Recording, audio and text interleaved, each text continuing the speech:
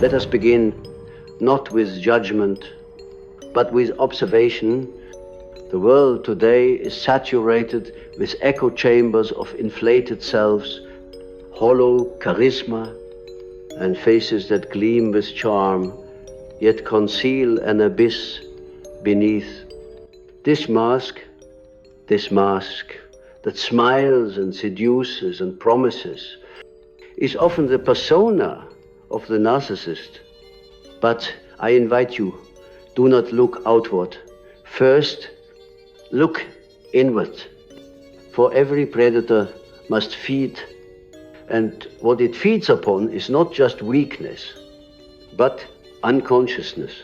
The real question, therefore, is not, can one sentence destroy a narcissist, but rather, what truth must be spoken to awaken the soul that has forgotten its own authority? In the theater of the psyche, the narcissist plays a tyrant, not always with a whip, but with a gaze that nullifies, with love that devours, with approval that must be earned endlessly. Theirs is the shadow of the sun, radiant yet sterile. But who is the true victim? The one who does not know their own light. When you are unconscious of your value, when you remain entangled in the archetype of the savior or the wounded child, then the narcissist's illusion finds a home in you. They do not create your imprisonment, they awaken it. Thus, the sentence that frees you is not a weapon against the other, it is a sword that severs the cord within yourself. It is not, you can't hurt me anymore, but rather, I see you now and I choose myself. For seeing is the first act of liberation. Until you see, until you perceive what stands before you. Not the illusion, not the fantasy, but the archetype. You will dance the same dance, bleeding to music you do not recognize. The narcissist cannot survive in the light of genuine presence. Their power thrives in projection, in the gap between your perception and your reality. They are the vampire, not just of energy, but of meaning. They suck the marrow of your narrative until you no longer recognize the story you are living. But what if, for a moment, you step outside the script? What if you realize that your role was assigned, not chosen? That you were cast as the dependent, the pleaser, the mirror, because somewhere in your childhood you believed you had to become lovable in order to be seen. The seed of it lies there in the soil of early suffering, where the narcissist archetype first takes root. You were trained to mistake intensity for love, unpredictability for depth, silence for mystery. You interpreted the chaos as a challenge to win approval.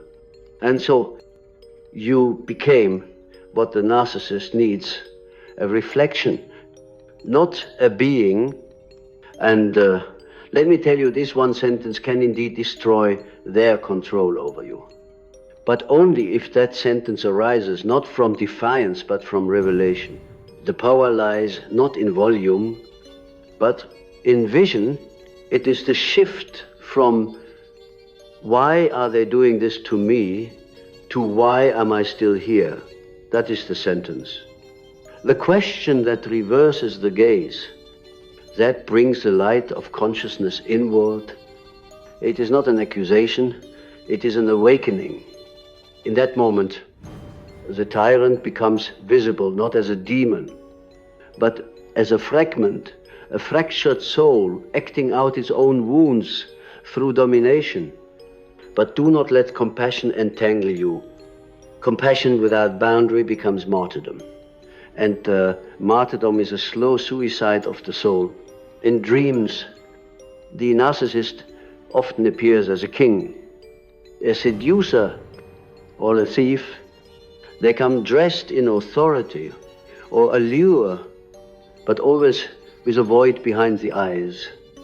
And if you are the dreamer, pay attention. Where in the dream do you lose your voice? Where do you shrink? That is the place of your awakening. That is the threshold across which your sentence must be spoken. Psyche is a mirror house, full of echoes and double images. And the narcissist is a master of illusion. They lure you into their myth. And if you are not grounded in your own archetype, you will forget who you are. But here is what the narcissist cannot endure: authenticity. Not rebellion, not anger, but the raw, unfiltered emergence of your true self, no longer fragmented to fit their frame. You see, when you say, I see now that your love comes with chains, you do more than speak, you alchemize. You dissolve the spell, not because they fall, but because you rise. The sentence is not a punishment, it is a return. It is the call of the soul, waking up from a trance. And yet, let us not vilify the narcissist too hastily. For every narcissist was once a child abandoned in the cold echo of neglect. Their grandiosity is their shield. Their manipulation, a desperate reach for control in a world that once rendered them powerless. But wounded does not mean innocent. And if your empathy becomes your leash, then your soul becomes collateral in their theater. Your work is to withdraw the projection, to reclaim the parts of you that you gave away for validation, the part that thought love must be earned, the part that stayed silent to keep peace, the part that said yes when every cell screamed no.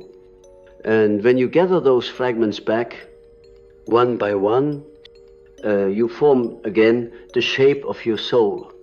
That is individuation, not separation from the narcissist, but reunion with yourself. You are not meant to orbit around another's approval. You are meant to radiate from the center of your own truth. And the narcissist, yes, they will feel this. They will rage, withdraw, seduce again. They will offer new promises, new personas. But the moment you see through the cycle is the moment the illusion collapses. Like a dream that vanishes with the sunrise, the narcissist needs your confusion more than your love. For confusion keeps you guessing. Guessing keeps you seeking. Seeking keeps you giving. And giving keeps you bound. But the sentence, that sacred final sentence, is the bell that breaks the spell. And it is this: I no longer need to be misunderstood to feel significant. Let that settle. You no longer need to be heard to feel seen. You no longer need to ache to feel alive. You no longer need to shrink to be accepted. For these were lies taught to your nervous system when love came with a price.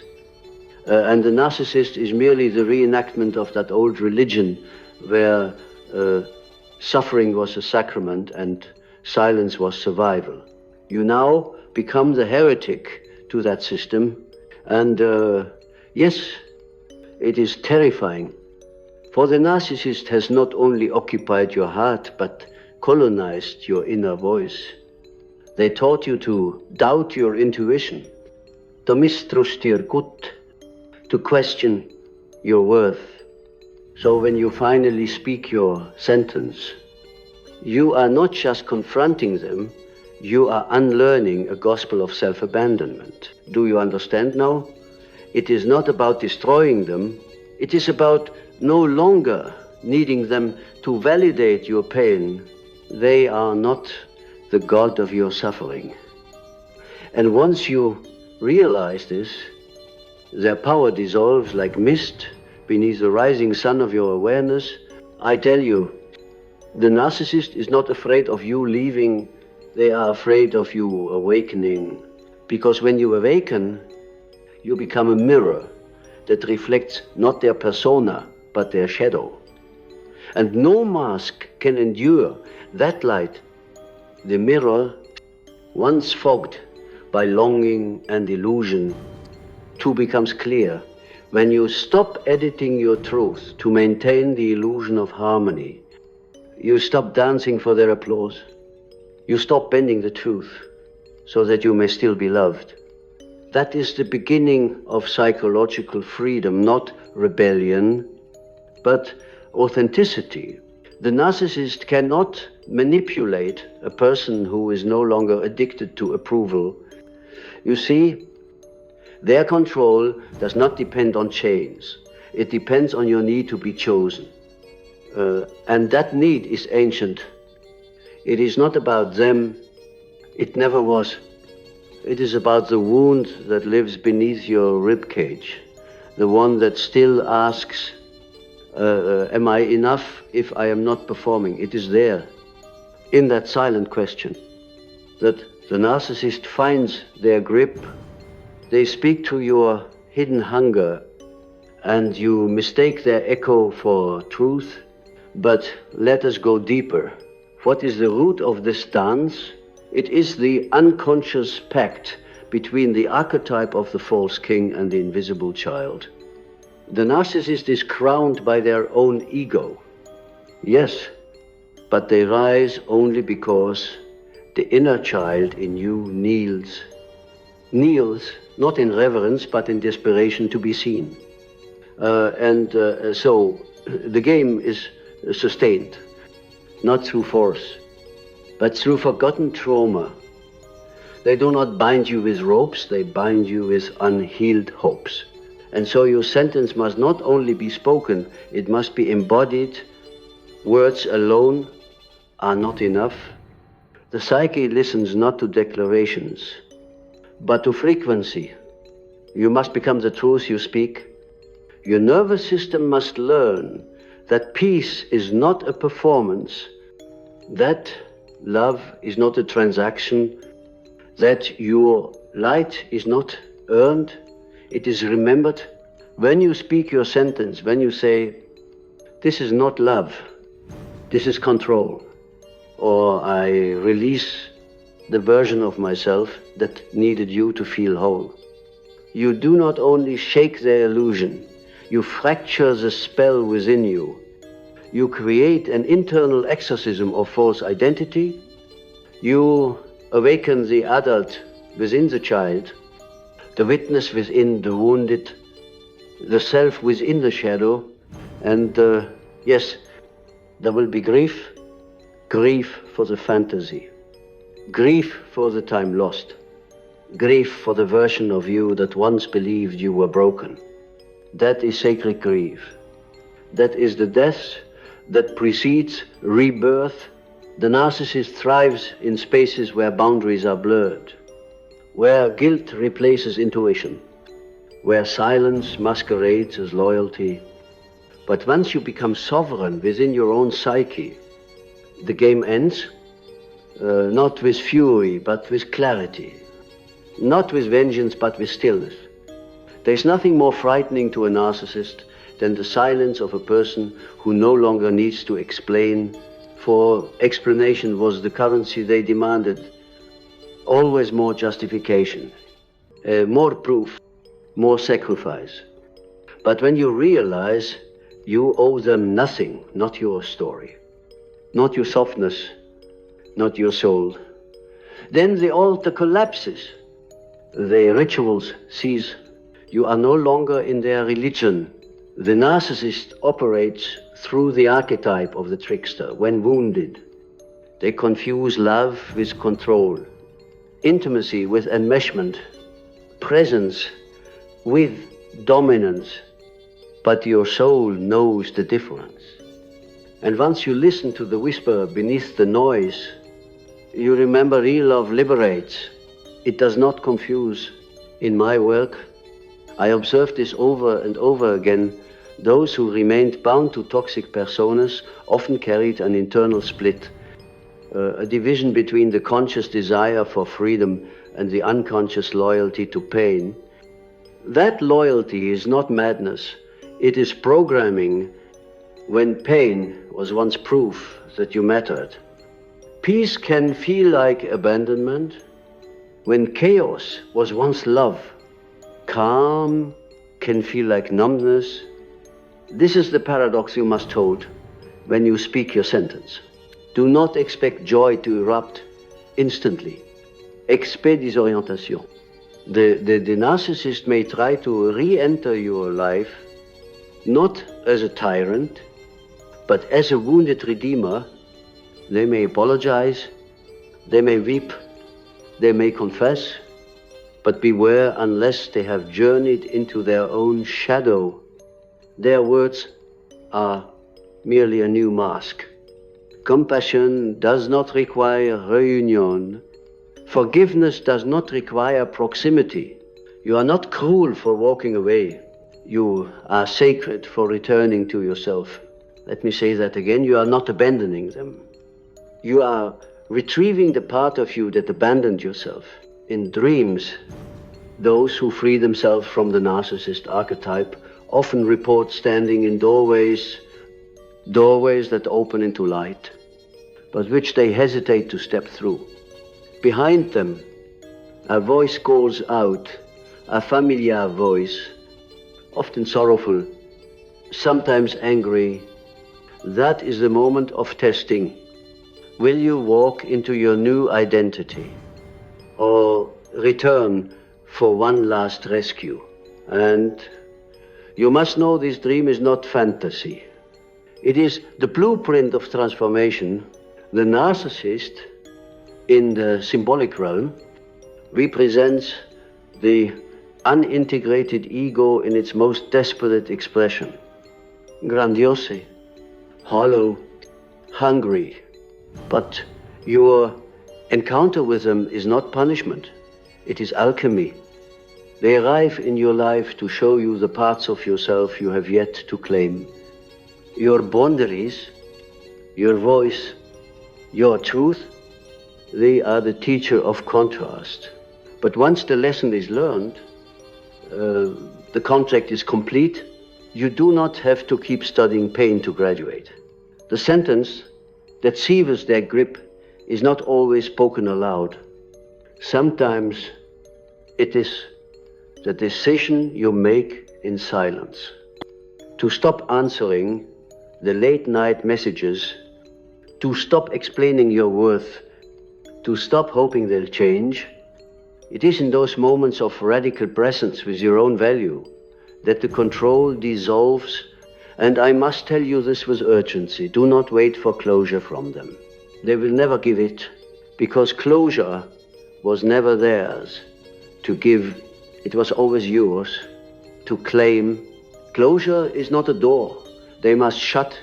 It is a mirror you must look into and see, not them but yourself. The self you left behind to survive. The self who waited to be loved without conditions. The self who now demands to be seen by you. When you reclaim this self, the narcissist becomes irrelevant. Not because they are destroyed, but because they no longer define you. And when someone no longer defines you, they can no longer control you. You are not their reflection anymore. You are your own fire. And from that fire, the sentence arises. The one sentence that is not a weapon but a resurrection, spoken aloud or not, it resounds through your entire being. It echoes across timelines. It tells your ancestors, the cycle ends with me. It tells your future, you are free. It tells the narcissist, you no longer have access to my soul. And perhaps the most revolutionary sentence of all is this: I choose peace over performance. Let it sink in. Let your body feel the weight of it. Because that sentence shatters centuries of programming. It ends a lineage of emotional servitude. It dethrones the tyrants who have lived in your nervous system. It invites in a self that no longer negotiates with chaos. The narcissist cannot breathe in that air. They suffocate in truth. They vanish in presence, not because you attacked them, but because you stopped abandoning yourself.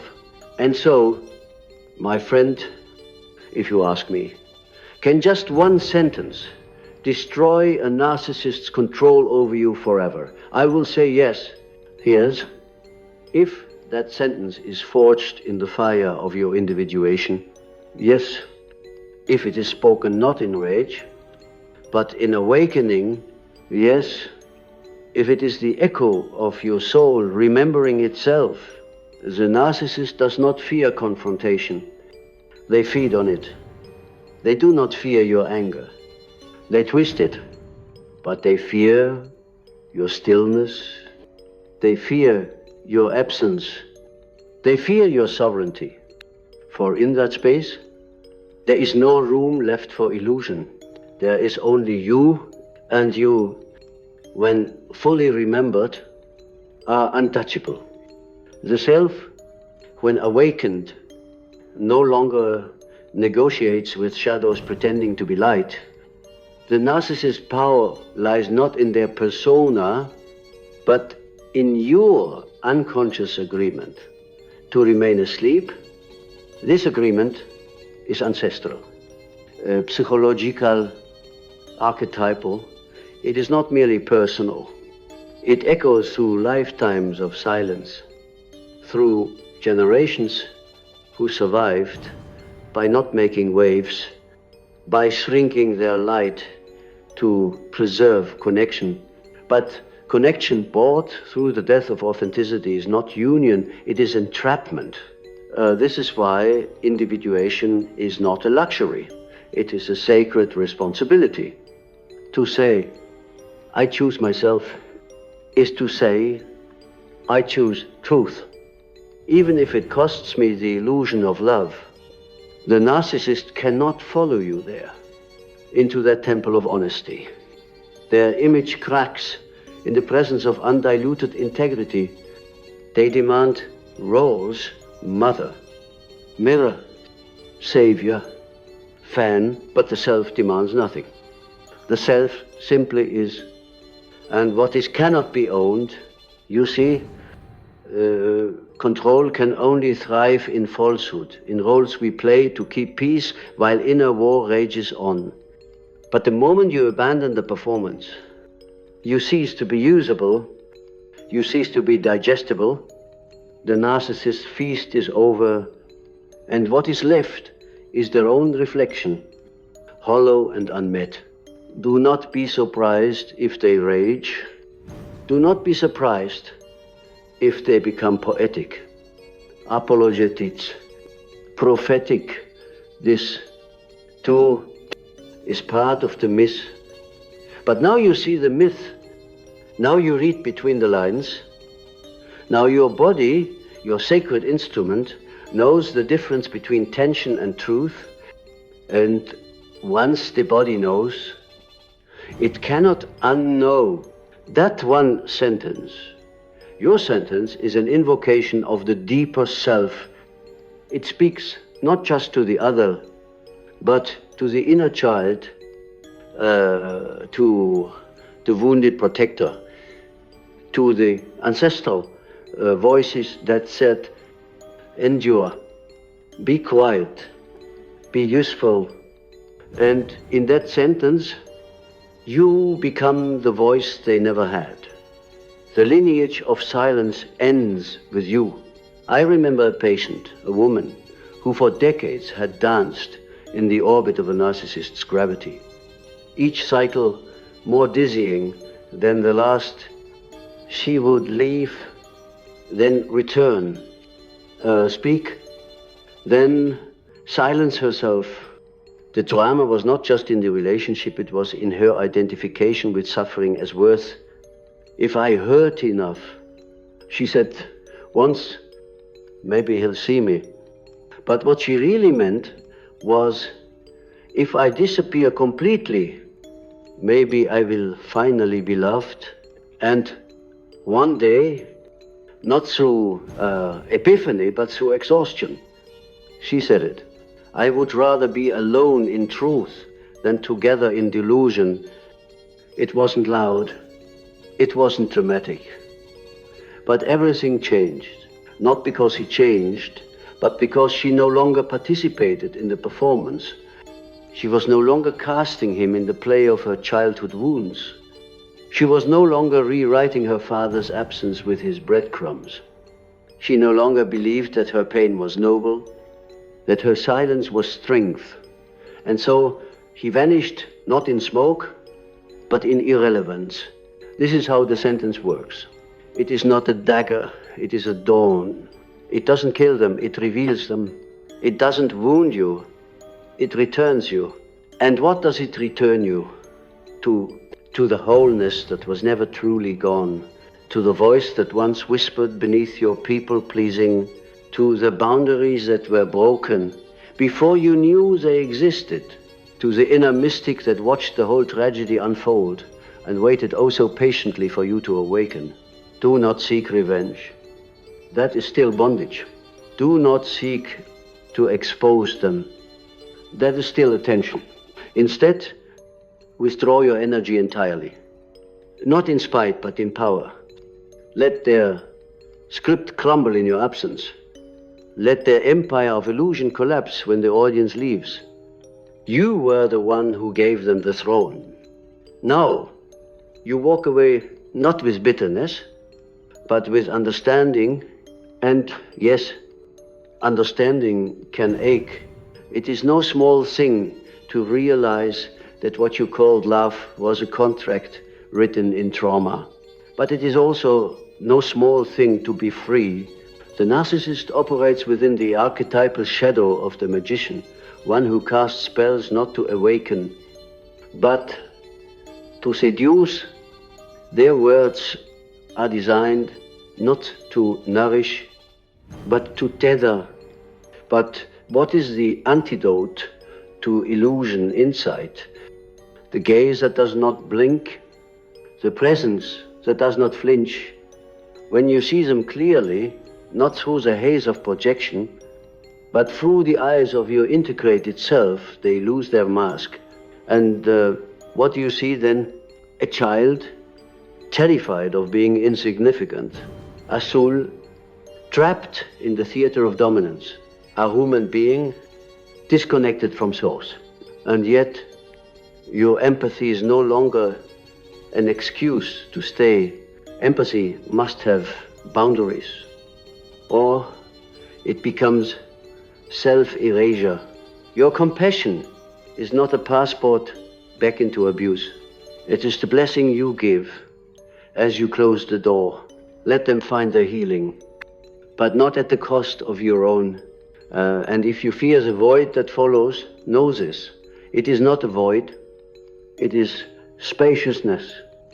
It is the room you cleared for your soul to return. You are not losing love. You are shedding illusion. You are not becoming cold. You are becoming clear. This is the third wave of the sentence. The aftershock, the silence where their voice used to be, the spaciousness where guilt used to scream, the stillness where anxiety used to churn. You may feel strange in this new landscape, but keep going. For in this wilderness, you will meet your true self, the self you buried to be loved, the self you edited to be safe, the self who never needed fixing, only remembering. The narcissist's greatest fear is not your anger, it is your absence, because your absence is not emptiness. It is a mirror, and they cannot look into it without confronting what they've become. And you no longer need to carry that burden. You have carried their pain long enough. You have served their shadow long enough. You have silenced your soul long enough. Now it is your time. Time to speak the sentence not as a weapon, but as a liberation song. Time to walk away not as a victim, but as a sovereign being. Time to reclaim your voice, not to shout, but to sing. And the song will be simple. It will say, I remember who I am now. I am not your reflection. I am my own light. And my dear friend, is a sentence that no narcissist can survive. And so the light returns not as a flicker, but as a fire, not as the fragile glow of hope, but as the steady blaze of knowing. You now walk differently, not with arrogance, but with presence. You speak not to convince, not to soothe, not to be chosen, but simply because the voice in you has been resurrected. You are no longer seeking the narcissist's gaze to feel real. You are no longer begging for emotional crumbs. Like a soul starved of dignity, you are not pacing the cage of their affection, wondering which version of them you'll meet today. That chaos, once mistaken for chemistry, now repels you. That confusion, once interpreted as mystery, now registers as violence, because the spell has broken, because the sentence has been spoken. It is here that the real work begins, not to escape the narcissist, but to retrieve yourself from the architecture they built within you. For even after they are gone, the echo may remain. Their voice, disguised as your own, may whisper through your inner corridors. It may question your joy. It may shame your boundaries. It may mock your clarity.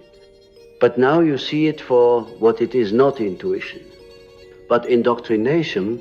And this is your task, to rewire the very scaffolding of your self-image, to question every belief that says you must suffer to be significant, that you must be needed to be worthy, that you must be chosen to exist.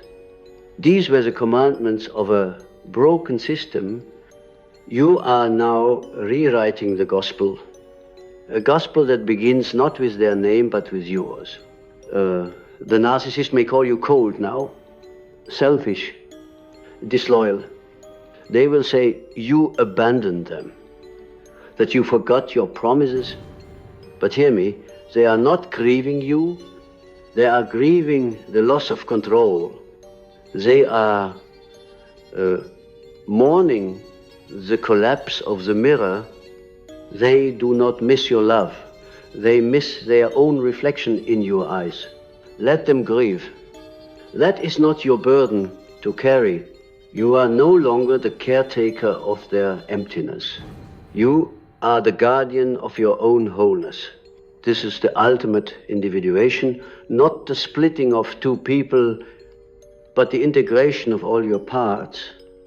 You are no longer divided between the you that performs and the you that yearns, the you that fawns and the you that roars, the you that waits and the you that knows. They are now one voice, one presence, one soul, and in that integration, the narcissist's map dissolves, because their map only works when you are lost. You are not lost anymore. You are found within yourself, and the sentence still echoes. But now it is not just a moment, it is a state of being. It is a posture, it is a frequency. You are the sentence now, the living embodiment of the boundary. They cannot cross, not because you've locked the door, but because you've risen so high that they cannot reach. You walk in clarity, you walk in peace, you walk in self-trust. That is the death of their control. Not a battle, but your absence from the battlefield. Not a war, but your refusal to be a soldier. Not a scream, but the stillness of sovereignty. I've said this before, but I must say it again. The narcissist does not fear your rebellion. They expect it. It keeps you in the game. They know how to fight. They know how to win. But they do not know what to do with someone who no longer plays. That is your freedom, not in defeating them, but in becoming unreachable to their manipulation. And so you return not to them, but to yourself, to the you that existed before the wound, to the you that laughed without apology, to the you that sensed the danger, but stayed anyway, because love had once been taught with pain. Now, you are the teacher. And what do you teach? That love is not control, that truth is not betrayal, that peace is not earned. You are now the archetype of the integrated soul, no longer fractured, no longer entangled, no longer performing in the opera of their emptiness. You have stepped backstage, taken off the costume, washed off the makeup, looked in the mirror and said, this is me, not perfect, not saintly, but Mina and the narcissist, if they look at all, will see not a traitor, but a stranger, because you are no longer playing their role. You have become an author. You write new scripts now. You write healing, not haunting. You write presence, not pretending. You write wholeness, not hunger. And let this be your final sentence. Should you ever need to speak it again, not in words, but in your walk. I know who I am. I do not need to explain it to anyone who cannot see. This, more than anything, will dismantle the structures of control, because the narcissist needs you to explain, to justify, to defend, to perform, and you are done performing. You are too busy being, and being is the language of the soul. It cannot be manipulated. It cannot be twisted. It cannot be owned. The narcissist cannot survive in that reality. So let them fade, let them vanish, let them spiral into their own lessons. You are not here to save them. You are here to remember yourself, and you will again and again and again, because truth, once known, does not retreat. It expands, it breathes, it walks with you as you walk away into the light of your own becoming, forever free, forever whole, forever beyond their reach.